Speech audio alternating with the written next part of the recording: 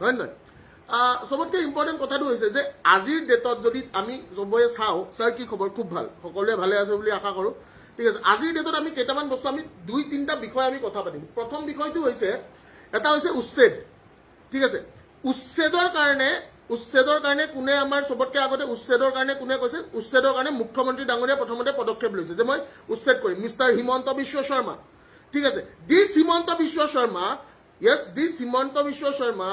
was supporting the Muslim people until he was in Congress. এনেকুৱা দুনিয়াৰ video' আছে য'ত তেওঁ কয় যে মাদ্ৰাছাত খুব ভাল কথা শিকোৱা হয় হয়নে নহয় yes or no right এতিয়া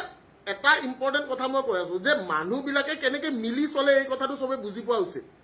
মানুহবিলাকে খুব মিলি চলি থাকে মই আজিৰ ডেটত এটা কথা কৈ দিলোঁ যে আজিৰ পৰা 10 বছৰ পিছত যদি কংগ্ৰেছৰ চৰকাৰ আহে তেতিয়া হিমন্ত বিশ্ব শৰ্মা কিন্তু কংগ্ৰেছত আহি যাব আজিৰ পৰা 10 বছৰ পিছত যদি কংগ্ৰেছ চৰকাৰ আহে তেতিয়া হিমন্ত বিশ্ব শৰ্মাই আজিৰ ডেটত কোৱা কথাখিনি সলনি কৰি দিব 100% sure and that's a very very very true